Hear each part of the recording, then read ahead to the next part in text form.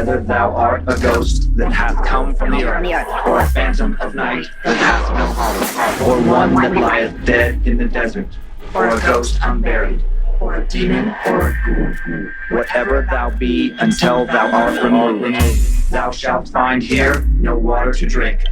Thou shalt not stretch forth thy hand to our own. Into our house enter thou not. Through our fence break through thou not. We are protected, though we may be frightened. Our life you may not steal, though we may be scared to death. Welcome to Scared to Death, Creeps, Peepers, Roberts, and Annabelles. I'm Dan. Hello, Dan. I'm Daffy Duck. Hello, Daffy Duck. Just because I'm wearing yellow and you guys are going to see my socks soon, it's all going to make sense. Before we preview our stories today, before you talk about your possible yellow socks, were you going to mention something about the book this week? I did want to talk about the book, Dan. Thank you so much. You guys, if you can even believe it, book number 5. And just before I share any details that we just have at this moment, Dan and I both just want to say thank you so much for... I mean, I get teary thinking about it. Like 5 years of just continued support and love. Like we are very grateful and very humbled that in a sea of content, y'all have chosen to stick by us. Maybe you've left and come back. Maybe you never left. Maybe you're new. However you ended up here, we're so grateful you're here and that you continue to support us. Book number 5. Mm-hmm. So a collection of listener stories from this last year. We're waiting on just a few details from the printer, so I cannot give you an official on sale date, but stay tuned for next week's episode. And I believe that I'll have that information then.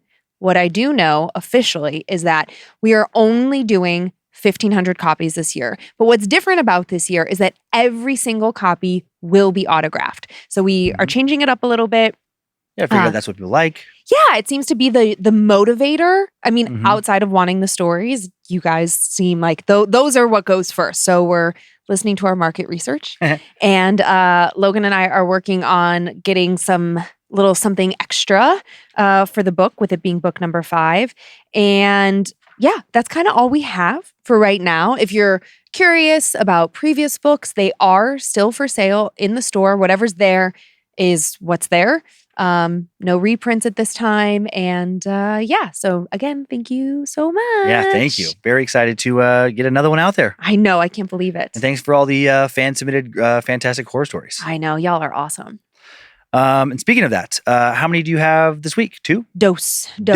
My first is a creepy tale of the paranormal, maybe? ? I wonder if it is the paranormal perhaps giving a warning about something very real life. Okay. A little blend there. Mm-hmm. I like that. And then my second story is a very strange, unexplained incident that 3 people shared that remains like, what the fuck just happened kind of feeling. And it has a more Men in Black kind of vibe to it. You'll see when we get into it. Lots of different kinds of stories today. Yeah, I'm excited. Mine is a little off the beaten path as well. I just have one. Fun. Definitely a story based in fictional internet horror lore, but the person who posted it claims that this lore has somehow, come to life for them. Other people have, posted similar things. It's a story about the web horror phenomenon, the strange liminal world of the Backrooms. I don't know what that is. Logan's actually a big fan of horror in this space. We've talked about the concept of the multiverse and or parallel dimensions several times. Could the creepy world of the Backrooms be next to our world? Can you end up there? Can you end up stuck there? I like a story like this every once in a while just for the variety, keeping things fresh. And yeah, this one really got me. Okay. Yeah. Okay. I immediately think of the Upside Down. Yeah, I think of the Upside Down, and I think of Severance. Oh my gosh. Yes. Mm-hmm. When is there's going to be a season 2? So let me know when you feel snug and safe, and then I'll try and scare you. See? Daffy Duck. Those are pretty cute socks. They're hilarious duck socks. I think that's what it's supposed to be. Okay, so my first question to you, Lynze, I already know the answer. But to the audience, have you ever heard of the Backrooms? Picture a place so boring that you think if this were your normal life, you'd never want to be there for more than 5 minutes. Oh. Maybe not even 1 minute. An office building with dingy carpet and drop ceilings, panel lights in that dark yellow color that grates on the eyes. A waiting room with nothing interesting to look at, just the water stains on the walls or the pebbled texture of the ceiling. These are places we probably go to some version of every month, or almost every day if we work in a space like this. The doctor's office, the DMV, the back rooms or hallways of an office building, places so nondescript that we hardly think about them. When we are in these spaces, we tend to think a lot more about the people within them, the nurses chattering by the check-in desk, or the office workers hunched over monitors, furiously running numbers. But what if nobody were there? Now do these spaces start to get a little spookier? And what if they didn't even have any furniture in them? And instead of just being a few nondescript rooms, what if a space like this went on and on and on, theoretically forever? No thanks. What if each door you opened emerged into another nearly identical looking room? Maybe the carpet is a little mustier, maybe the lights flicker just a little bit more than they did in the last room. And very soon you can't tell how far you've come, or even if you've wound back up in the place where you began. Congratulations, you have just entered the Backrooms. Sometime between 2011 and 2018, a photograph of a large carpeted room with fluorescent lights and dividing walls started to circulate on various internet message boards. And on May 12, 2019, an anonymous user started a thread on 4chan about it, asking about, quote, disquieting images. Another user replied to this post, giving the image its name and supplying the first description of the Backrooms. If you're not careful and you no-clip out of reality in the wrong areas, you'll end up in the Backrooms, where it's nothing but the stink of old moist carpet, the madness of mono yellow, the endless background noise of fluorescent lights at maximum hum buzz, and approximately 600 million square miles of randomly segmented empty rooms to be trapped in. God save you if you hear something wandering around nearby, because it sure as hell has heard you. And so what is no clipping? A Reddit user in a Backrooms subreddit explains, okay, imagine a 2D character in a video game. They can move up and down, left and right, and in diagonal directions. But what if they moved forward or backward?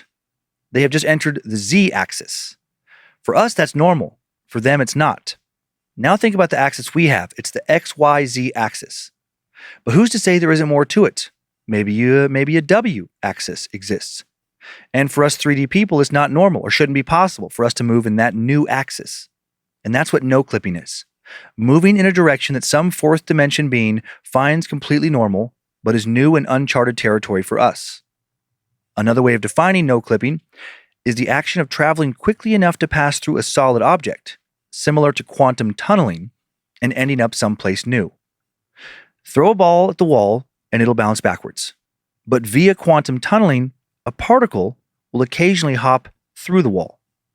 It has a chance of, quote, slipping through the mountain and escaping from the valley, as two physicists wrote in Nature magazine way back in 1928, in one of the earliest descriptions of tunneling. Originally, quantum tunneling answered a lot of scientific questions. It explained various chemical bonds and radioactive decays, how much hydrogen nuclei in the sun is able to overcome their mutual repulsion and fuse, producing sunlight. But as physicists kept looking into it and digging deeper, no pun intended, quantum tunneling started to pose new questions. And some of the answers to these questions made no sense, such as how long does it take for a particle to tunnel through a barrier? In 1962, a semiconductor engineer at Texas Instruments named Thomas Hartman wrote a paper that seemed to call into question the very foundation of physics. We would think that passing through a wall would take time, more time than not passing through it, right? But Hartman found that a barrier seemed to act as a shortcut. When a particle tunnels, Hartman found that the trip takes less time, paradoxically, than if the barrier weren't there at all. Even more astonishing, he calculated that thickening a barrier hardly increases the time it takes for a particle to tunnel through it. This means that with a sufficiently thick barrier, particles could hop from one side to the other faster than light traveling the same distance through just empty space. In short, quantum tunneling seems to allow faster than light travel, a supposed physical impossibility. And if that's possible, what else is possible? Where could traveling that fast and through something take us? Physicists eventually derived at least 10 alternative mathematical equations or expressions for tunneling time, each reflecting a different perspective on the tunneling process. None settled the issue. Thus, the idea of no clipping doesn't actually seem impossible. We are, however, very different from particles, and humans likely don't have enough energy to penetrate the barrier between our world and the theoretical world of the Backrooms, or some equivalent by ourselves. However, what if in rare areas where the barrier is supposedly thin, called access points by those who claim to have done it, a human is able to borrow the energy of a no-clip channel and pass through the barrier without breaking it or themselves. In Backrooms lore, no-clip channels are mysterious forces that can be described similarly to wind currents. They have an impossible, potentially infinite amount of energy and act as a gateway between locations. They pull in a single direction, in a vacuum, with speeds that quickly grow exponentially. Their force extends beyond the barrier a small amount, meaning that a human with enough energy going into a no-clip channel can be picked up by it and gain enough energy to quantum tunnel. And again, according to Backrooms lore, these access points seem to be places like office buildings, maintenance tunnels, other isolated locations, places that serve as a mirror to the strange world of the Backrooms itself. But while there are thousands of ways to get into the Backrooms, some say there's only one no-clip channel that leads back into our world. And if the possibility of getting stuck eternally in some strange between dimension isn't scary enough, we don't know what else could be out there. Some speculate that advanced entities are capable of opening up these channels and using them as traps, or purposely absorbing themselves into barriers, into walls, to lie in wait of whoever may wander into and through the Backrooms. Others speculate that there are more than just one level to the Backrooms, that even if you manage to make it out of the original setting, you might find yourself someplace even worse, where the walls are pressing in on you, where the lighting plunges you into a sickly dimness, where you might hear something behind you, something that wants to find and do terrible things to you. A lot of speculation, I know. Speculation on top of more speculation or imagination.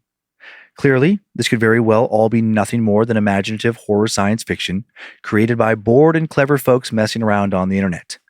Indeed, this year, the first known image of the Backrooms was actually found to have originated during the renovation of a former furniture store with plenty of partitions and fake inner walls at Roner's Home Furnishings on Oregon Street in Oshkosh, Wisconsin.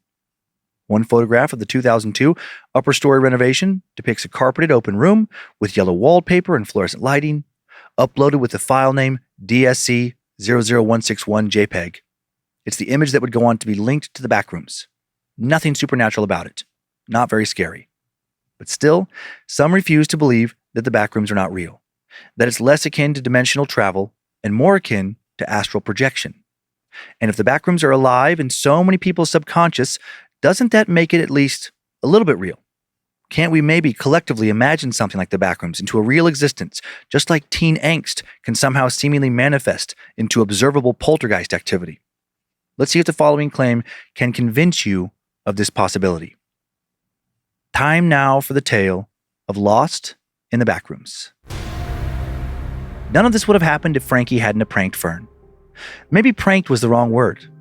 Being twins had its advantages. You could copy each other's homework, use the same family tree for a family tree assignment. You could borrow your twins' clothes when you'd forgotten to put yours in the dirty clothes hamper again. But Frankie thought being a twin also had its disadvantages. If you didn't happen to grow up rich as hell, and you had two working parents like most people, it meant that there was half the time for the stuff you wanted to do. You wanted to do art classes after school? Too bad. Your twin wants to do soccer, so get ready to run around for 2 hours every day. You want to hang out at a little cafe with your friends and bottomless coffee? Too bad. Your dad doesn't have time to drop his daughters off at different places across town, so get ready to go to the mall. Frankie had never been particularly frustrated by this dynamic until early high school. Just when she was starting to get some independence, to make her own friends, not just the friends they shared, but friends that were really Fern's. Still, it was fine. Frankie could take the bus or stay home if she didn't want to go do whatever Fern wanted to do. She didn't mind staying home. That's where all of her art supplies were, where all of her ongoing projects that spread across her side of the bedroom like a lake swelling from rain were. That was until Fern threw them out. What do you mean you threw it out? Frankie stared at the spotless floor next to her bed. She felt cold, then hot, then cold again, like her body was refusing to acclimate to this reality. I was working on that. Working on a little pile of wood chips and popsicle sticks? Fern asked sarcastically. It didn't look like anything to me. You're welcome for cleaning it up also. You can't, that's not, Frankie had a recurring fantasy of locking Fern in their closet, like she used to do when they were kids. Except this time, she wouldn't let her out. She would just leave her in there indefinitely, and then go about her life like she was an only child. Maybe if Fern apologized, she'd give her something to eat every now and then. A piece of cheese or a handful of Jell-O. A small sip of water from time to time, and a bucket for when she had to use the bathroom. And it was that thought that set off a little germ of an idea in Frankie's mind. An idea that combined two of her passions, art and getting back at her twin. Maybe those two things could be one and the same. The next afternoon, before Fern got home from soccer, Frankie went up to the attic and found the creepiest thing she could. A rather heavy, weird child mannequin from when their mom would sew clothes for her and Fern when they were younger and she was trying to save money. Stifling her laughter, Frankie brought the mannequin down into the closet. Under some old clothes on the mannequin, she placed a bag of red Jell-O that she'd poked holes into. And now she waited. Fern got home. Predictably, she tossed down her soccer bag, went to the closet to get a change of clothes, and screamed. "Frankie, that's not fucking funny!" Fern yelled, her face flushed. But the best was yet to come. She picked up the mannequin to toss it out, and then screamed again as red gunk spilled out from under its clothes, staining the front of her soccer shirt. The satisfaction was sweet, but the consequences were not. Their parents immediately decreed that they would be spending all of their time together, since they'd grown, quote, so far apart. It was the hangout equivalent of a get-along shirt. "So you guys can be friends again," their mom said, "like when you were little." "We are never going to be friends," Frankie said darkly, imagining a future in which she lived in a cool artist loft in a big city and never talked to her family again. "After I move out, I'm never talking to her again." But now here she was, like she'd been so many times in her life, following Fern like she was leashed to Fern's tennis bracelet. They'd already hit up a makeup store and a Victoria's Secret and were wandering around thinking of hitting up a food court. "Do they have a salad bar in here?" One of Fern's friends, the most annoying one, Frankie thought, was Jenna, a forward on the soccer team. She peered in the direction of the food court. Or maybe like frozen yogurt? Frankie's stomach rumbled. Frozen yogurt sounded fine, but not filling. "I could go for a pretzel," she said, catching a whiff of the intoxicating scent of Auntie Anne's. Jenna turned and looked at her. "Don't those have a ton of calories?" she chirped. "Oh wait, I guess you really don't worry about things like that." That was the last straw. All afternoon, Frankie had dutifully nodded and said that everything Fern's friends tried on looked great and flattered them so much the boys would totally not be able to take their eyes off of them. She even allowed herself the tiny glimmer of a fantasy in which Fern's friends were actually her friends, that they would hang out on the weekends and go to parties together. But no, actually, they were just bitches. Frankie didn't even say anything. She just turned on her heel and walked away, past the Auntie Anne's, past Victoria's Secret, until she was near an entrance she didn't recognize, next to a set of escalators. Fuck Fern's friends, and fuck Fern too, she thought. She hadn't even said anything when Frankie walked away. Didn't even bother to remind her that their mom said they had to stay together. Fern didn't want her around either. Frankie scanned the directory, wondering if there was somewhere she could go to cheer herself up. She had a little money, not a lot, thanks to having to buy Fern a new soccer jersey, even though those stains totally came out, and thought she could afford to treat herself. Her eyes roamed the map. The arcade attached to the movie theater. No chance of running into Fern or any of Fern's friends there. Frankie was pretty sure the arcade hadn't been updated since the early 80s. The carpet was plush, but mysteriously stained. The games were cheap, and the darkness and the flashing lights were comforting in a nostalgic way. Frankie headed over to spend a couple hours playing her favorite old games, Space Invaders, Miss Pac-Man, Frogger. And then by the time she looked up, it was time to meet Fern. She really did not want to go. She didn't want to hear Fern tattle on her and didn't want her parents to give her the disappointed look. And then once they got home, to disappear into the other room and whisper about what her punishment might be. She'd heard way too much whispering recently.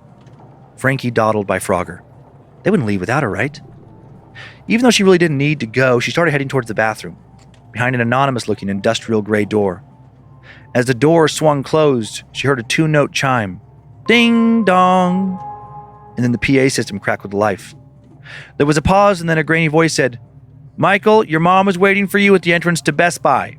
Michael, your mom is waiting for you at the entrance to Best Buy." Frankie laughed a little. At least she wasn't the only one avoiding her family, unless Michael was a toddler or something. The bathroom was nothing like the arcade, more like the mall itself, with dim panel lighting, slate gray stalls, and rusted rings at the bottom of the sinks. It was funny that being here was where Frankie would rather be than with her family. Compared to the backseat of her dad's car, this was paradise. Bracing her hands on the sink, she stared at herself. There was her own familiar face washed out from the lighting, the freckled nose, apple cheeks, shoulder-length hair that was curly instead of Fern's loose waves. What if she thought, I didn't have to go home? She had no particular destination in mind, not a friend's house, not school, not a fantasy loft. It was like her mind had been hollowed out by the electronic pinging and flashing lights of the arcade games, and now all she could imagine was a vast, dark expanse, somewhere that wasn't anywhere, but was also distinctly not here. She wondered idly if this was something like meditation, Her mom had gotten into meditation for a couple years, but that always seemed kind of phony to Frankie. This was different. Her mind wasn't blank. It was like she was concentrating, but concentrating on something that didn't exist. How was that possible? Her eyes fluttered open just long enough to see something under the mirror. A scrawl of writing. Lost hope, lost hope, lost hope. It was a second before she saw the O's were actually zeros. And then before she could look again, the lights overhead abruptly just cut out. Fuck. Maybe the mall was closing early for some reason? She couldn't hear anyone on the other side. Just a few minutes ago, she'd heard the sounds of the arcade games. Kids running around. But now nothing. She turned to the door and grabbed the handle, but it was locked. Double fuck. Was there some kind of automatic locking mechanism that kicked in when the mall closed? Made sure nobody got to have a free-for-all after closing time? Hello? Frankie called out, raising her voice. Hello, is someone there? I didn't know it was closing time. Can someone just let me out? Please? Surely there had to be custodians or something, or a bored teenager vacuuming popcorn off the carpet. But she didn't hear anything. Her heartbeat raced. Hello? Her voice climbed, now squeaky and frantic. Help! Help! I'm locked in here! Help! But nobody was coming. Now the darkness made her feel claustrophobic, like it was pressing in on her from all sides. God, she was such an idiot. Help! She shouted again, her fist coming down on the door with a metallic bang. Help! Her hand slammed against the door again, but then suddenly it wasn't on the door. It wasn't touching anything. It was still completely dark, like it had been in the bathroom. But now she felt a deep, sickening swoosh in the pit of her stomach, like she was falling from a great distance. Oof! She landed on some crusty carpeting. At least she was out. Head swimming, she blinked and turned around, expecting to see the bathroom door, maybe some teenage arcade worker holding it open and looking at her like she was crazy. But there wasn't anything. No teenage worker. No door. She realized with dawning horror, in the arcade. Or in an arcade she recognized. Everything was much dimmer than she remembered. Everything seemed to be covered with a light layer of dust. The ceilings were lower. The games looked way older, which didn't make sense, because what came before 80s arcade games? Weren't they like the first ones? Squinting, she tried to look for the red glow of an exit sign, but only saw the arcade continuing on and on into the dimness. Hello? She called again. Maybe she'd wound up in some part of the arcade that they were renovating. That had to be it. Is anyone here? Hello? As she passed by a machine, it lit up with a sudden burst of music, making her jump. It was a baseball game, very primitive, from the looks of it, with 8-bit players lining up to swing at a pixelated ball hurtling towards the screen. In the demo, the first player swung, making an electronic zing sound as the ball flew off in the distance. The second player lined up and Frankie watched the ball come at him. And then the player swung and missed and the ball kept coming towards the screen. Frankie flinched, and as she did, the screen in front of her cracked. Not an effect, but the actual screen cracked. She looked again and the screen was though back to normal now. The third player was getting ready to swing. Frankie turned away. Maybe this place wasn't in need of a renovation after all, Frankie thought. Maybe she'd hit her head in the bathroom, wandered into some futuristic high-concept space they hadn't rolled out to the public yet. Whatever it was, she had to get out of there. Frowning, she turned, but she only saw the same endless rows of arcade games. As she walked, the floor under her seemed to get stickier and grittier. Then up ahead, she saw a set of glass double doors.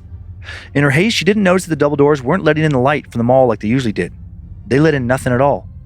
Frankie pushed them open and gasped. The area that spread out before her was almost recognizable as some place she'd been before. It had the bones of the mall, same dingy drop ceilings, same beige tile floors, even the elevated tile cylinders for plants. Except there were no plants in them. She hurried forward, under the buzzing lights, her eyes wide, saw that there wasn't even dirt. It was like someone had come and ripped them out. Just a layer of chalky white dust at the bottom of each planter. What the fuck? Hello? She called again, picking up the pace. Maybe she got her doors confused? Maybe she'd hit her head so hard that she was now fully hallucinating. But as she passed the glass storefronts, not full of advertising displays but empty of anything at all, she saw her own reflection, just as she'd seen it in the bathroom mirror. She turned the corner towards the exit she and Fern normally took, but she'd take any exit, even if it spit her out onto the freeway. But instead of leading to 3 sets of double doors, there was the same hallway. It even looked like the same stores Frankie had just passed, but she couldn't be sure with the empty storefronts. What the fuck was going on? Ding dong! Frankie froze. The PA system was on, the area filling with empty noise. Frankie waited to hear whatever message it had to say, but just as abruptly, it cut out. "What?" she muttered out loud, but then immediately felt a chill pass over her. Her biggest temptation was to start yelling again, for someone, anyone to help her. But it was also becoming obvious that there was nobody here, or at least nobody that she could see. And did she really want to be drawing attention to herself? Now she walked more slowly, not turning around, and as she'd thought, she was back in the same place she'd just left. The platforms and the planters still grouped around the mall map. The mall map! Frankie hadn't even thought to look at it. Maybe if she did, she'd be able to find her way out of here. Maybe she just had to memorize some directions.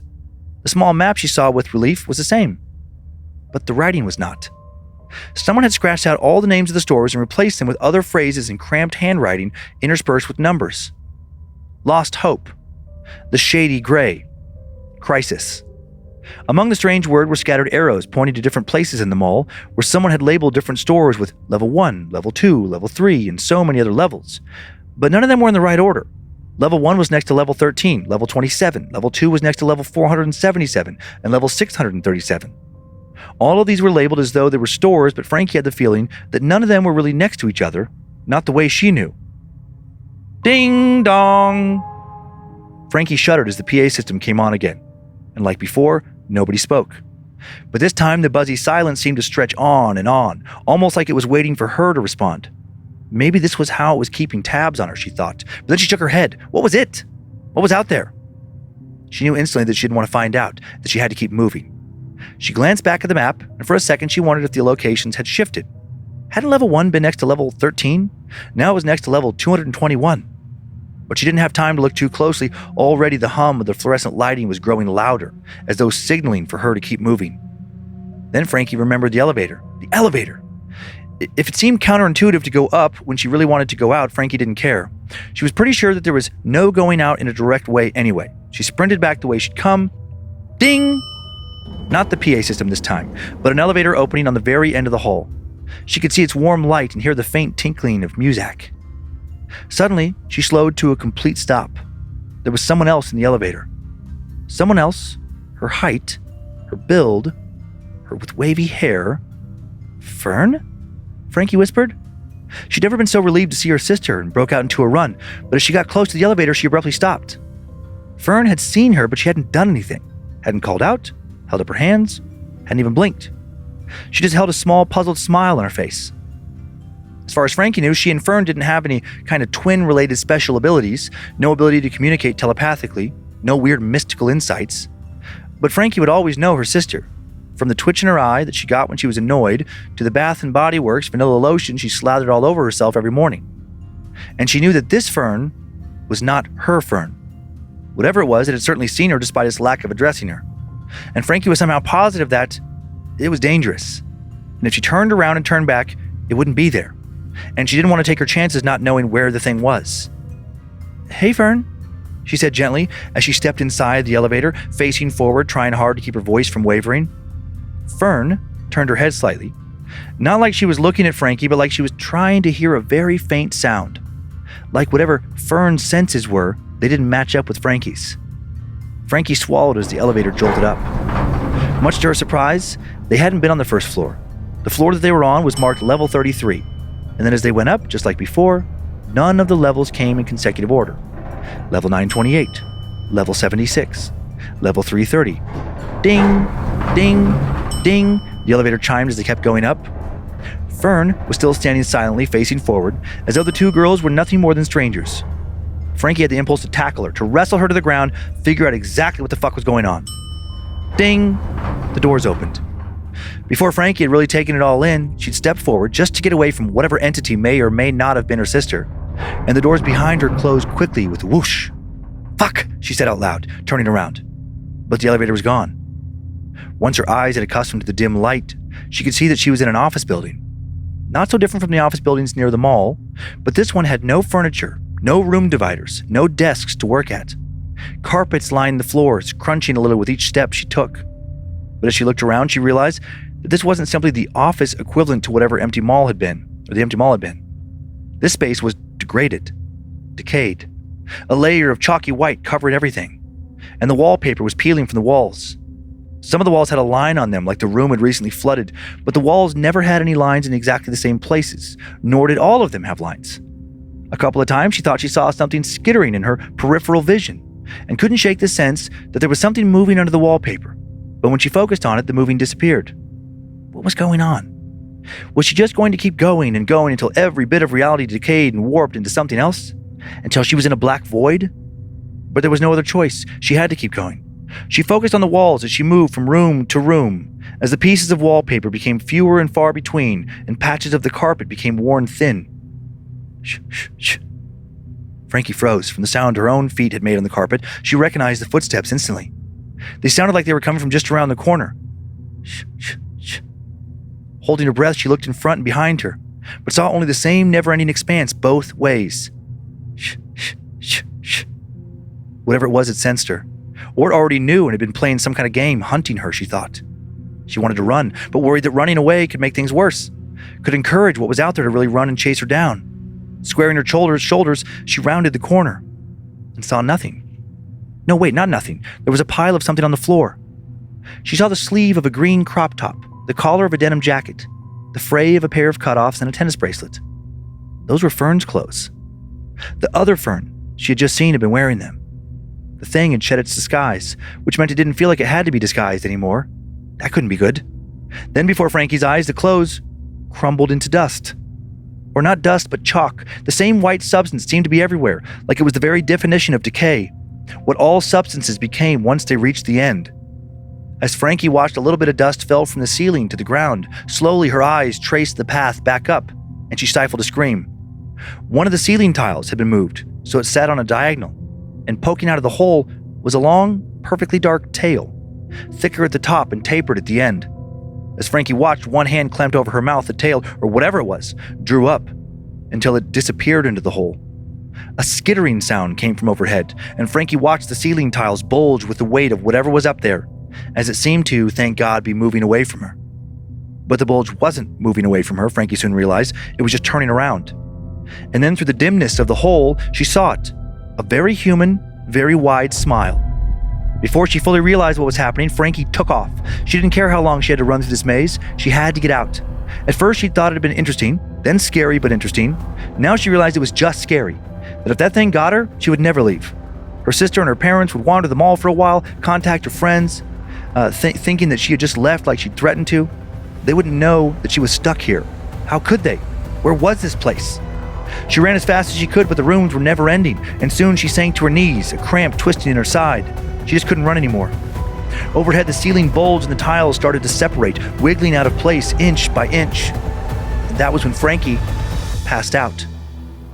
When she opened her eyes, the first thing she saw was Fern. Now, what are you doing, Frankie? Frankie, help!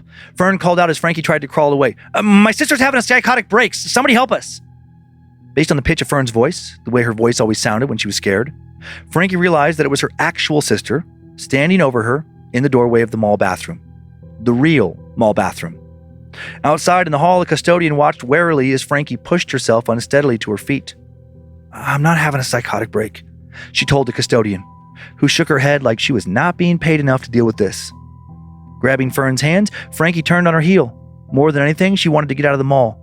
Come on. Frankie, hang on, I think you hit your head or something, Fern said as Frankie tugged her away. And then Frankie surprised her twin by wrapping her up in a tight hug. Okay, Fern said. I love you too, I guess. But we should probably get to Dad. He's talking to the mall people, and you know how he gets really weird and tense, and people are just like, sir, I need you to calm down, and that just makes him more angry. Frankie had never been more relieved to hear her sister's voice. She nodded quickly and followed Fern to the lower level, where, true to her word, their dad was talking to a very confused mall cop. And there were some real cops as well. There was a lot going on. A woman stood nearby, talking to police officers and holding her phone with a picture of a young boy on it. When Frankie arrived, they looked over at her, and the woman's face brimmed with hope before she realized that there was no little boy with her. And with a shock, Frankie realized she was Matthew's mom, the little boy who they'd been talking about on the loudspeaker. Had he gotten lost where she'd been to? Would he ever get out now? The rest of that night was a blur. Frankie mumbled something about how she thought she maybe had low blood pressure for a while. Maybe that's why she blacked out. Her parents seemed to buy it, and even Fern seemed worried on her sister's behalf, but Frankie wasn't really worried about her health. She was much more worried about whatever that place had been. She worried about how if she'd somehow slipped out of this reality and into another, who was to say that it couldn't happen again? Who was to say the next time she'd be stuck there? For all Frankie knew, that entity, that creature up in the ceiling, it was still out there looking for her, waiting for the right moment to lure her in to do what? What if that thing got poor little Matthew? He was never found. Frankie started slipping a pocket knife into her backpack just in case. It wasn't much, but maybe it would help if anything like that ever happened again. She just hoped that whatever that thing and that place were, they wouldn't mistake one girl for another, as so many had before. Wouldn't go for the girl with the wavy hair, not the girl with the curly hair. Because once Frankie had wished that her sister would disappear, but now she was watching vigilantly, every day, hoping that she didn't. Dang. Yeah, weird story, huh? So weird. I still feel confused. Mm-hmm.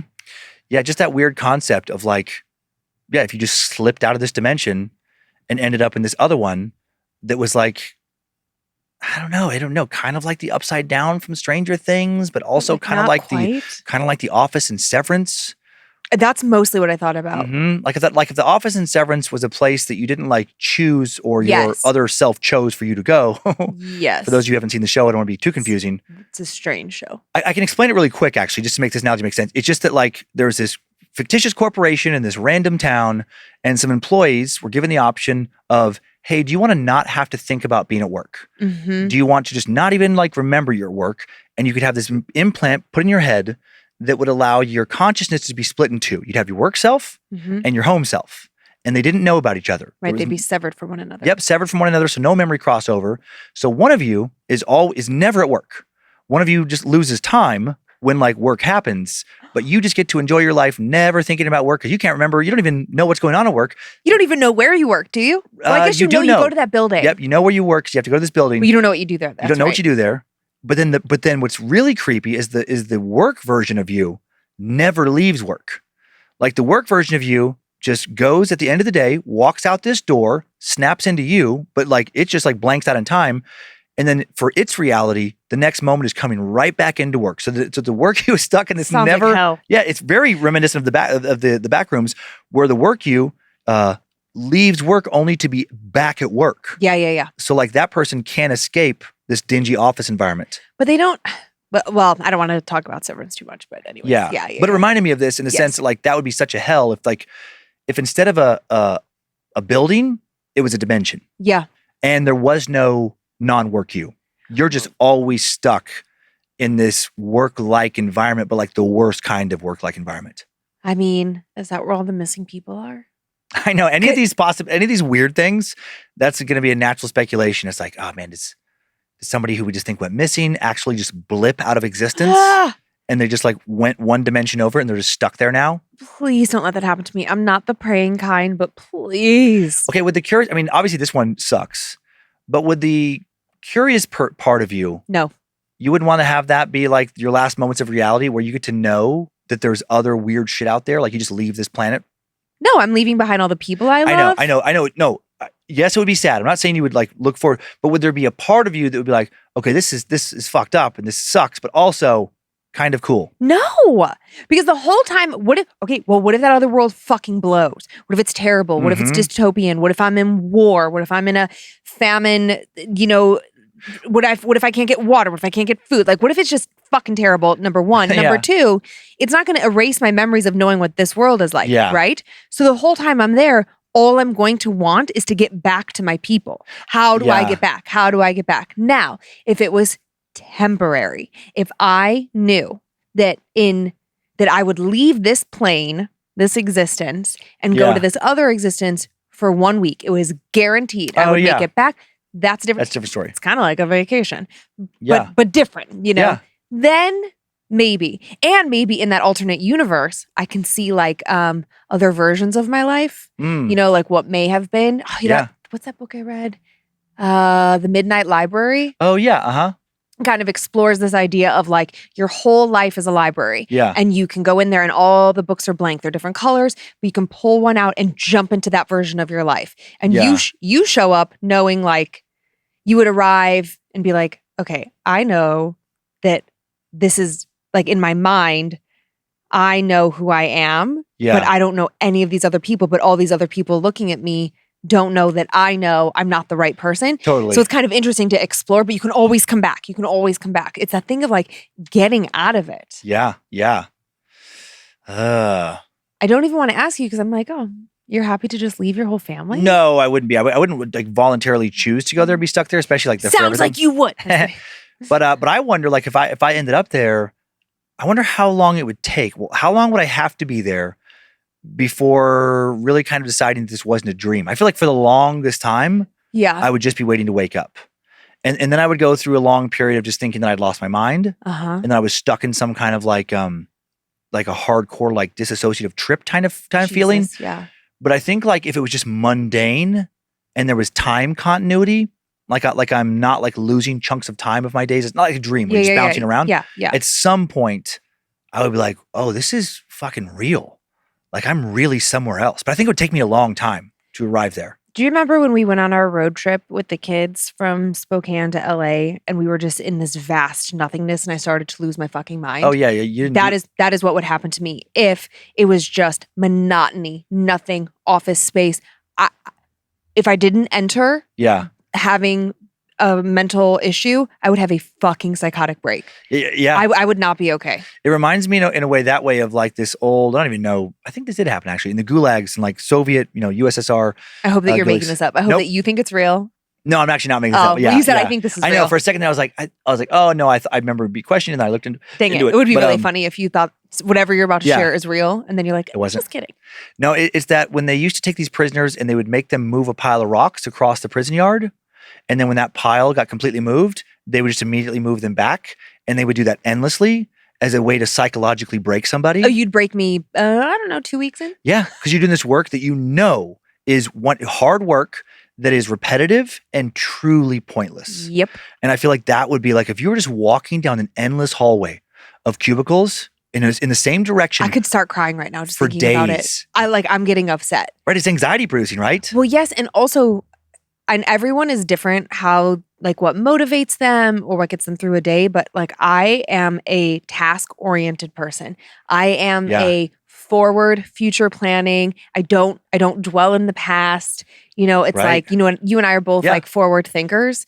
And so things like that make me really upset because you've just taken away my whole purpose. Because my whole purpose is to whether it's planning what we're having for dinner next week and like grocery shopping. Like I am so forward thinking that this just monotony over and over and no change and no point of doing what you're doing. I wouldn't last. Yeah, man, brutal. If I was a prisoner of war, I would be a terrible one. I would snitch right away. No, I think it would break a lot of people. I just think about like, I can't think of the name of the shows, but like dystopian type shows where there is some crazy like vast expanse. Yeah. And you just see like like if you were just walking through like the back rooms and there was like a real place where people sometimes got stuck in. Yeah. You would just pass by like skeletons and stuff where people just gave up. Like that'd be me. Yep. They would like walk for a couple days and after seeing no progress, what's the point? If I was in this other alternate universe and we were together, trying to figure it out, I would at least, I think I'd be able to hang on longer. Yeah. Conversation. Sure. Just the intimacy of being with another human. Yeah. And problem solving with somebody. But if I'm just left there alone and also like weird rat tail thing, no, you guys, this isn't good. I already feel anxious. I might start crying. I don't like this. I have a few pictures. No pictures were attached to the story. But thank God. For starters, Frankie mentioned a child's mannequin, which I thought would be creepy, and I was right. That's creepy. Yeah, whoever made that one had to have known it was creepy. I think I found this picture on this website, blog.mannequinmadness.com. Funny. Yeah, all kinds of pictures of mannequins. They didn't say what store that is. Well, it feels like it's not in this country. I know. I was thinking that too. Or just looking at the price tag. Maybe like some Nordic country. I feel like this could be like Denmark or Sweden or something. Totally. And then this next one, not sure what store this comes from either, but found this pic on Imager. Just another like odd kid. Like, why? Why? Okay. And then this Who does that represent? Yeah, no, do you know what I mean? It's attention grabbing, I guess, like memorable. It just feels like a faulty mannequin. And because this is a shoe store, I feel like they were like, well, whatever. No one's looking at its face. Yeah, it's definitely, it's attention grabbing. And then Frankie mentioned a get along shirt. Yes. I had to look it up to confirm what that was. I found some pics I wanted to share. It's one shirt with two neck holes that two kids wear together. Yep. Or this one is like a homemade one. They just force these kids in the same shirt. So this kid, they don't seem real happy about this. Well, one kid looks fine. The other kid, not thrilled. That's true. The older kid seems okay. The younger kid, not so much. So here's another one. This next one, another get along shirt. This is from lifeofmom.com. Oh, this is fantastic. Yep. Younger one again, just on the edge of a complete meltdown. Older one looks angry, but is not crying. Yep.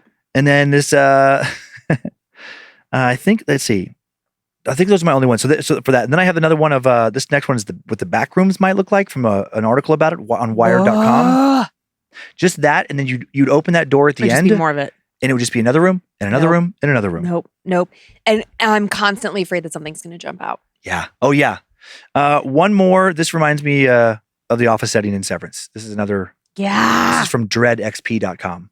That actually does look like the set of. Uh-huh. Yeah.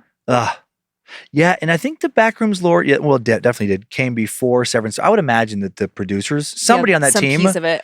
had a little inspiration from this. Listen, you guys, I want to hear what you think about these Backrooms. Who else is having a panic attack? Right? It's huge on YouTube. I legitimately, my heart, I'm not doing great. Just really immersing myself in those thoughts is not good for me. It's a different kind of horror. I like it where it's just like. I do not. Well, you don't have panic attacks. I think you've had one in our whole relationship. I am someone who is prone to anxiety and panic attacks. Yeah. That might be more terrifying to me than being abducted by aliens. Yeah. Than going missing, than being brutally raped and murdered. Oof, that is how upsetting that is to me. Yeah. Ay. What do you guys think? Let us know. Yeah, let us know. Okay. So are you feeling ready to share your stories now? My brain just is still stuck in the Backrooms? Yeah. Okay. Just one last thing. And then I'll tell my stories. When you were talking about the furniture store situation and the partitions. Oh, yeah. I transported myself to IKEA. Oh, like an empty IKEA. Yes, that is inherently creepy because there's just these weird fake half rooms. Mm-hmm. Oh God. Also, I wanted Swedish meatballs. Now I'm picturing, I believe an IKEA on the floor has little arrows to kind of show you. Yes. I'm picturing you're walking down this little hallway through these partitions and stuff. And then there's also that really cheesy instrumental music. Not even the kind that's reminiscent of songs you've heard. Yeah. But just random music that sounds like just a step above white noise. Yeah. And how, oh my God, how horrifying that would be hour after hour. It would go from a little bit annoying, this is weird, to okay, what the fuck is going on? A little anxious. And after a day, it would be maddening. It would just be that music would seem so dark. I can't wait for a Nightmare Fuel set in an abandoned IKEA. Just bring me the Swedish meatballs. That's all I really care about. Mm-hmm. Damn, it sounds so good right now. Mm-hmm. I'm hungry. All right. Well, are you ready for my first tale? Paranormal, yes. Yeah. But is the paranormal reaching out as a warning? Oh, and who's your Layla this week? I got a little pink Layla. Oh, cute. Mm-hmm. I haven't seen her Very in a squishy. while. We don't have a lot of pink Laylas. No, we have 3 or 4. Yeah. They're rare. They're rare. They're rare. Hey, Dan and Lynze. Hello. This story happened to me during my freshman year of high school. I'm now 23 years old and was born, raised, and still currently live in Spokane, Washington. Cool. Just over the border. This story happened to me and my childhood best friend, Becca. I am still, to this day, not sure what even happened to us. It could have been paranormal, could have been predatory, or maybe a little bit of both, which is my personal belief. One night, Becca and I decided to have a sleepover at her house. And mind you, her house is within walking distance of mine. About 15-20 minute walk if you're casually strolling and taking in your surroundings. On this particular night, we decided it would be a fun idea to sneak out of Becca's basement, leave our phones at the house, and walk down to the elementary school that sits in the space between our houses. I remember asking her little brother to be on the lookout for any parental figures coming to check on us, though I'm not sure how he was supposed to notify us since we left our phones at home. But that's besides the point. We began our walk to the school by exiting through the back door of Becca's house, and as this opens up into the woods, we then began walking, and everything was fine. The energy was light and exciting. The walk took us approximately 15 minutes, as it typically does. When we got there, we automatically went to the swing set. The swing set, depending on which way you sit, either looks into the woods or towards the parking lot. We chose to sit facing the wooded area. About 20 minutes or so passed without incident. Then, I saw a white car out of the corner of my eye. Thinking nothing of it, I ignored it. But another few minutes passed, and I saw the car again. It was then that I realized the car was indeed circling the school. Nobody knew us to be there except for Becca's little brother, who had no way of contacting us. I told Becca that I'd been seeing this car, and she confirmed that she too had noticed it. We stayed a few moments longer as to not look too scared or draw attention to ourselves, and as soon as we decided on our plan, we were both overwhelmed with feelings of dread and terror. A voice or something inside of me told me to go and go now. Becca told me she was also hearing some kind of warning in her head as well. We were still on the swings, but not actively swinging. We were sitting there, trying to come up with our plan of action. We could either run to my house, a shorter route to safety, but unfortunately, we'd have to go in the same direction as the car, or we could go back the way we came to Becca's house. We were trying not to panic when I felt a gentle push on my back, accompanied by a cool shiver down my spine. I was being pushed in the direction of Becca's house. There's no way it was just the breeze or even my intuition. Neither of those can push your back or send a cold spell over your body. I grabbed Becca's hand and we ran. As we ran through the field, Becca began crying. I somehow managed to keep myself composed, which was impressive for me as I'm a total peeper and generally cry at the first sign of anything scary. I was keeping my composure when the voice came back. The voice in my head told me not to go towards the woods, but to instead take the longer route around. This longer route would take us through neighborhoods and well-lit streets. The whole time we were running, I could still see the car in my peripheral vision. We finally made it back to Becca's house in 5 minutes or less, which is half the time it took us to get to the school in the first place. We ran inside and immediately locked the door, tears running down our faces. It was about 1 a.m. and Becca's little brother had gone to bed, but her older brother, whose bedroom is just off the basement, came to check on us.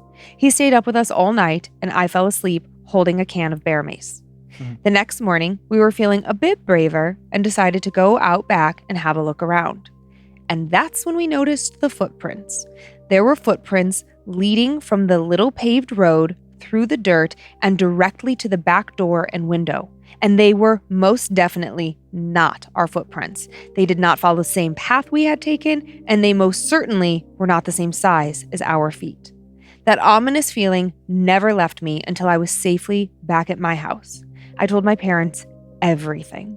I wholeheartedly believe there was something from beyond looking out for me that night. I've not experienced anything as spooky and absolutely insane as that again in my life. I have had my fair share of paranormal experiences, but this was the most prominent one in my life.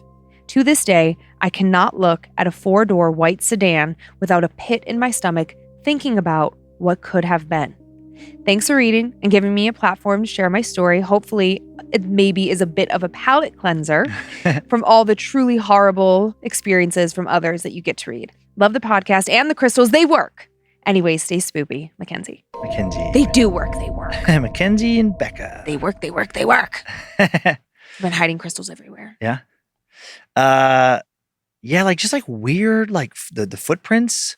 Uh-huh. You know, like that they weren't yours. Mm-hmm. And then just where that would send you in your head, just wondering like, who were they? Yeah. What do they want? Why were they there? Mm-hmm. Yeah, it's creepy. I think anytime a car is circling a school, it's one of two things. It's like creepy and somebody up to no good in all the ways that we can imagine. Yeah. Or a young couple looking for like a makeout spot. Yeah. Because that's like a pretty safe, it's like, you might get caught, but it's a familiar space. So you're not super scared to be there. Like you don't think anything that bad's going to happen to you. Mm-hmm. Yeah, that's true. Yep. You feel comfort just with the familiarity of it. Mm-hmm. I was just thinking about, because this takes place in Spokane, I was thinking about where Monroe went to grade school. Uh-huh. And so I was just in that space in my head, thinking about it, thinking about a car, thinking about how you could access, homes and run through woods and like, I don't know. I think maybe Mackenzie and her friend Becca got real lucky that night. I think possibly something from the other side did keep them safe. Like get out of there before whatever's in that white car gets out and gets you. Yeah. Which I love. Yeah. Mm-hmm. In the sense of like a different connection to the other side. Right. Exactly. Yeah. Like something good. Something protective. Well, thank you, Mackenzie. Thank you, Mackenzie. Do you have time for one more, Dan? I do. This story is so weird to me. I've been listening to Scared to Death since the first episode and have always wanted to share my story. However, I'm extremely hesitant and cautious as I've been plagued with nightmares ever since this happened. I served in the Army National Guard for over 11 years and have been working in different areas of law enforcement for over a decade now. I have seen and experienced things through my job that I wouldn't wish on my worst enemies. I have always been skeptical when it comes to the occult, aliens, ghosts, and everything else under the sun. In law enforcement, we tend to rely on our gut feelings more than we probably should. Fortunately for me, mine has yet to fail me. My story takes place in Alaska, 2018, where I was working as a field training officer for one of the larger police departments in the state. It was early February, and at this time of year, we only see double-digit temperatures a handful of times, and the sun, quote-unquote, rises around 10 a.m. and sets shortly thereafter around 2 p.m. As you can imagine, people get a little weird at times without proper amounts of vitamin D. We also have to wear yak tracks on the bottom of our boots so we don't slip and fall since everything is iced over. I had just recently been assigned to train a new officer fresh out of the police academy, a smart kid who was just barely 22 who thought he knew everything. We were on patrol, assigned to the night shift in an area of the city where the more wealthy residents lived. Around 2:30 a.m. on a Monday morning, we pulled into the parking lot of a ma and pa diner that was closed for a dinner break. My shift sergeant joined us, and we traded back-in-the-day stories with the rookie. Dispatch notified us of a call for a suspicious person in a neighborhood park. The person had been loitering for the past hour, banging on the playground equipment. In the past few weeks, this neighborhood had been having some issues with local teens vandalizing the park equipment, so now the residents called with every little thing. Myself, the rookie, and my shift sergeant all headed to the location out of boredom. I remember every little detail about that early morning like the back of my hand. We pulled into one of those wealthier neighborhoods, slowly creeping towards the park, which was straight ahead of us, about 2 blocks away. The neighborhood road was basically a large roundabout, with the park situated in the middle of the roundabout. The park was surrounded by a 3-foot-tall frozen snowbank left over from the previous week's snowfall. As we approached the park, my gut was telling me to get the fuck out, and I wasn't the only one. The rookie looked at me and asked me if I felt that too. If I could listen to that feeling, I would have. I parked the vehicle 2 houses from the park and stepped out to listen and take in my surroundings. It was a balmy -3. You could see your breath even from under a face gaiter. It was cloudy out. Not a star or the moon could be seen. There were streetlights, but of course 90% of them were shut off, and the ones that did work were no brighter than a candle. A gentle breeze could be felt, and an eerie sense of calm washed over the neighborhood. From where I had parked, you could clearly see the park and the outline of what looked like our suspicious person, who was currently standing still, doing absolutely nothing.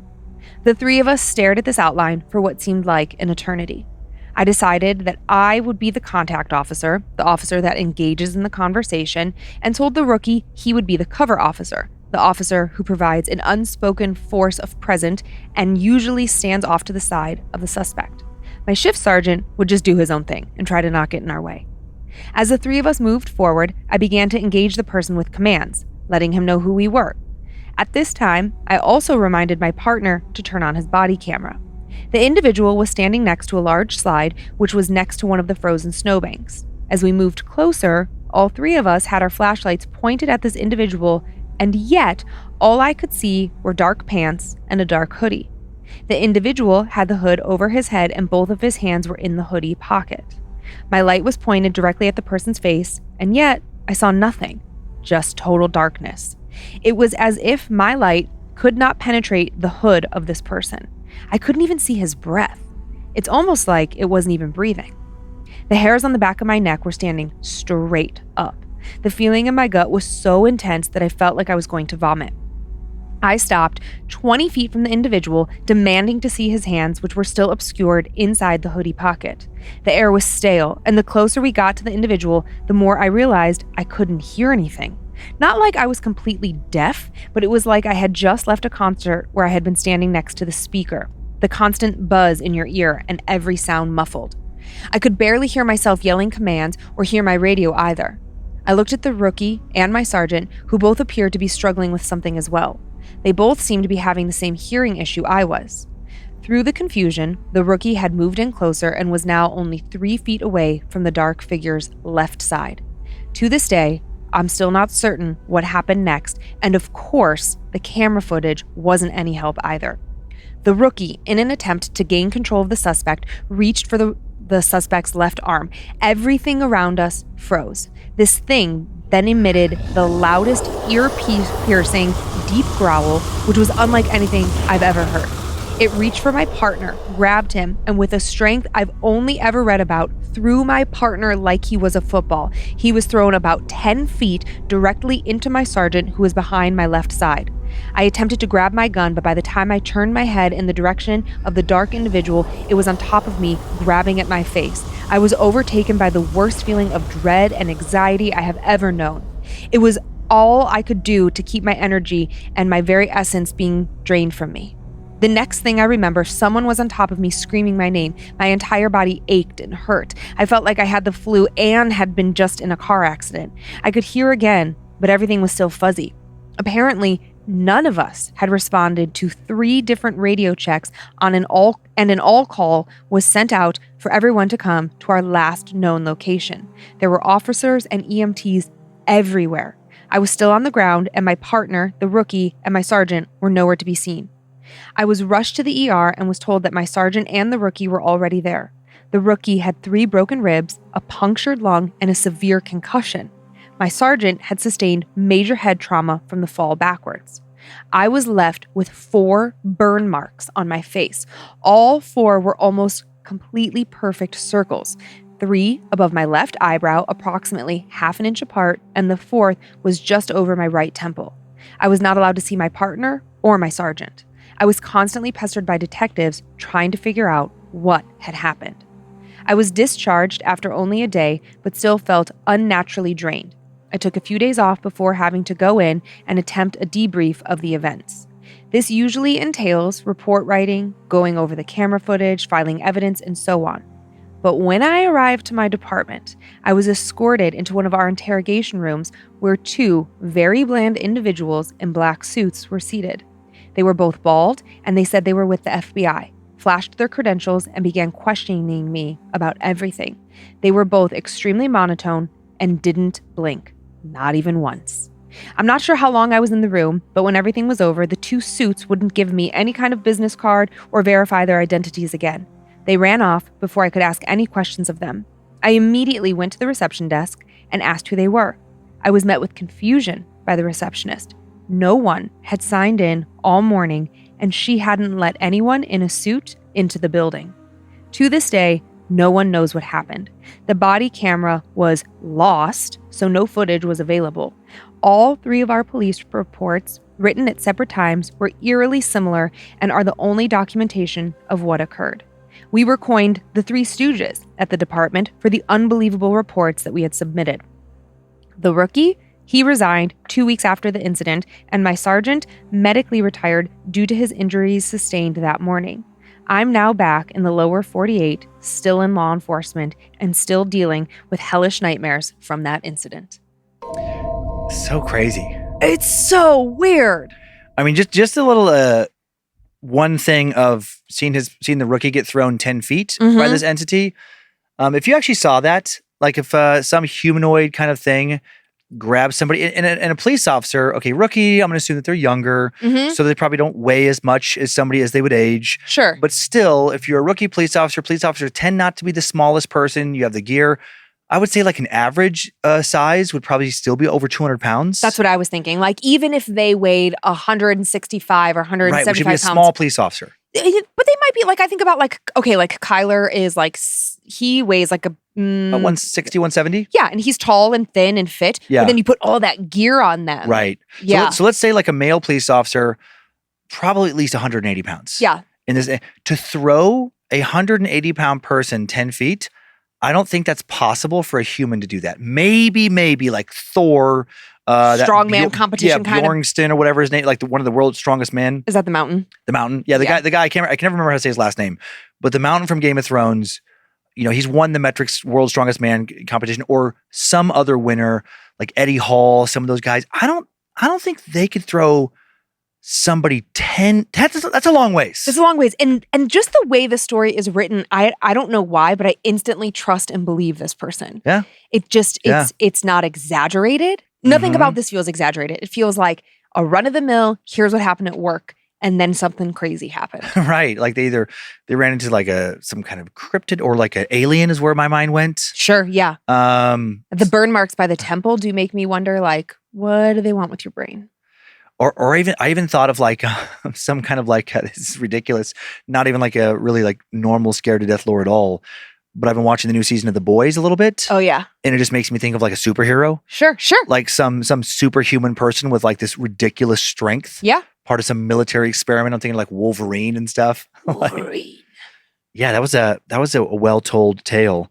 A random spot that I wrote a note for is I don't think he ever said what part of Alaska, like what city, but he's talking about a city with a nice part of town. There's not that many cities in Alaska. And he said he was part of a larger police department. So I'm going to guess Fairbanks or Anchorage, you know, and if you go up towards Fairbanks, like when he talked about between 10 a.m. and 2 p.m., the sunlight in February, the higher you go. So let's just say hypothetically it's Fairbanks. I guess I just never thought of cities in Alaska having a nice part of like where like the rich people in Fairbanks live. I don't know why my brain never thought. How dare you? There's rich people everywhere. True, I guess, but I even think about like your little town, Riggins. We didn't have rich people. Did you have somebody who had the nicest house? Not in town, not really. Kind of. There were some nicer houses. The houses along the river. Yeah, you know what? Those are newer. Actually, those ones down there. Never mind. Yeah, there was like trailers down there when I grew up, but useless. But I would think like I don't know why I just don't think of Alaska as having like here's the gated community of Fairbanks. Yeah, I don't know why. I don't know why I wouldn't. It's just like I just assume that every like city has a nice part of town. Yeah. I was just thinking of like so far north. Usually I picture like the nice part of town being like the houses around the lake or whatever. And I just picture like probably too much so all of Fairbanks being mostly frozen most of the year. And like everybody is just trying to survive.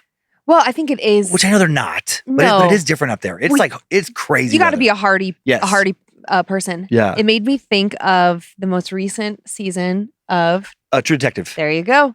Like that town didn't have a nice part of town.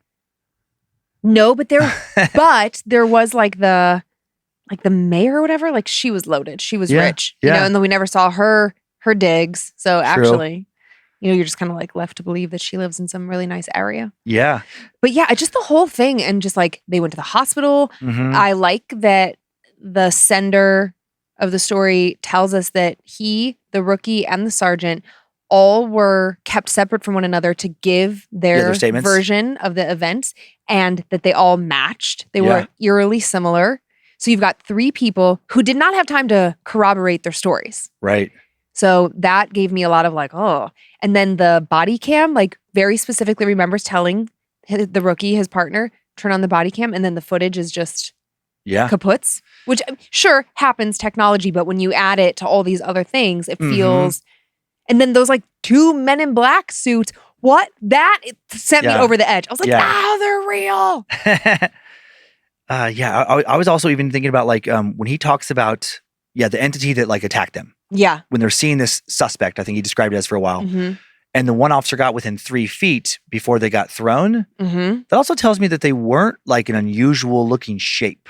No, he even says it just looked like a normal dark figure. Right, dark figure, but not hoodie. Not dark, huge figure.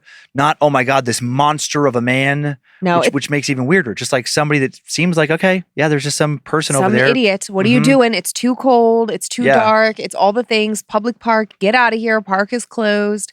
What are they? I just imagined it like being just like, you know, some like looks like a teenage boy just hanging out in the park. And then as the rookie gets close to it, it just morphs into like this humongous thing with superhuman strength. And it just fucking chucks it. And then, you know, he like this guy gets hurt and that guy, everybody's hurt and everybody's out. And it's like, what?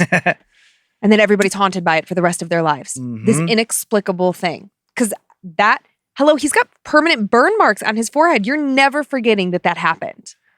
I know that would be crazy to get like noticeable scars or injuries from some paranormal seeming event. Yeah. Because then you have to decide, okay, I'm just going to make up a different story. That's what I would do. Right. Just going to lie so I don't have to deal with all the questions. Oh, yeah. And the looks of like, oh, this guy's crazy. Yeah. Or like, you know, you just have to deal with people being like, what the fuck? Yeah. Knowing that they're constantly talking about you and probably not believing your story. Yeah. Yeah. That was a different one. I liked it. Yeah. Yeah. The whole theme of this show. I know. Yeah. I like it. Just a little bit stretching our beliefs just a little bit. Yep. And different kinds of spooks. Yes. Do you want to do some spoopa shout outs? I do. I'll thank our Annabelles. Shout outs. Yes. I would like to thank the following Annabelles for supporting our show. Anna, perfect for Annabelles. Anna Baumhofer, Alexandra Barnett, D15TRBD Parade 153. This just feels like somebody just hit a bunch of letters on a keyboard. It feels like they were like, I like it. Okay, I'm just gonna like Jacqueline A, Nexus, Emily, Amandola. I feel like that might be like maybe that's two people. They combine themselves, or and Lexus Brooke. Nice. I would like to thank the following Annabelles for their continued love and support: Katie Iverson, Devin Chips Ahoy's. So they wrote Chips Ahoy's. Like nice. So cute. LP Morgan, Jack 86 or Jake 86. It's JAK. Okay. Is that Jack or Jake? Jack, maybe. I don't know. I don't know. Yeah, I don't know. Princess Butterwinkle. I love you, whoever you are. Summer Hebert, Tia Johnson, and Madison Sosha. And I also have Carmen Zatica. The way the page broke, I missed somebody. So Carmen Zatica. How thank you as well. Dare you? Just kidding. Okay. Can I do some spoops? Do some spoops. Thanks, bro. To the goat roper from D-Sour or DeSour. It's D-Sour. S-A-U-R. Like dinosaur. Desaur? Desaur? It's a tricky one to say out loud. Thank you for being the best non-sexual life partner this weirdo could ask for. So glad we're both riding this crazy space rock together. Love you, bestie. To Garen from Sierra. I'm so excited to meet our little creeper peeper. You're going to be a wonderful dad. I love you. To Bo from Bo.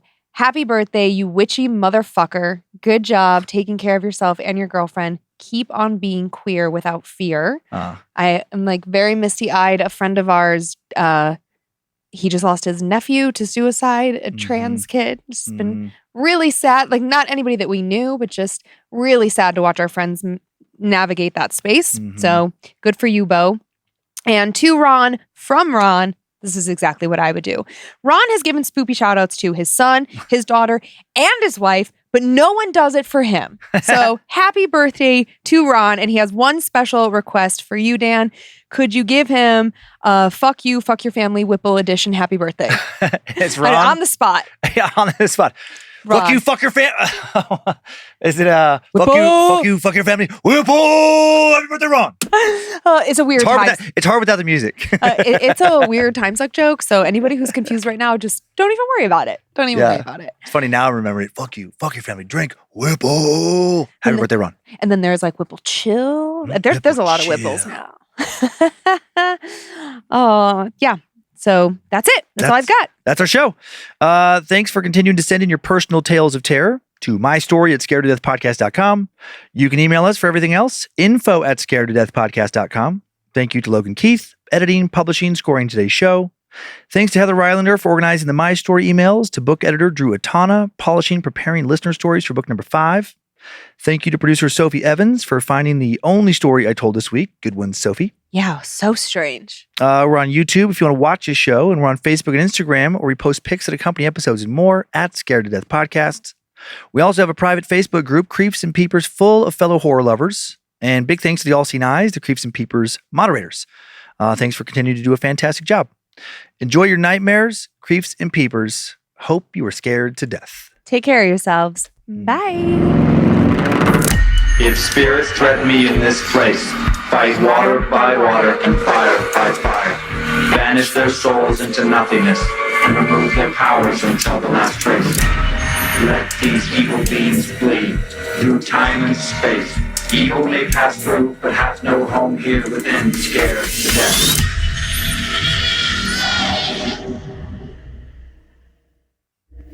Mad Magic Productions. Just bring me the sweet meatballs. That's all I really care about. Damn, it sounds so good right now. I'm hungry.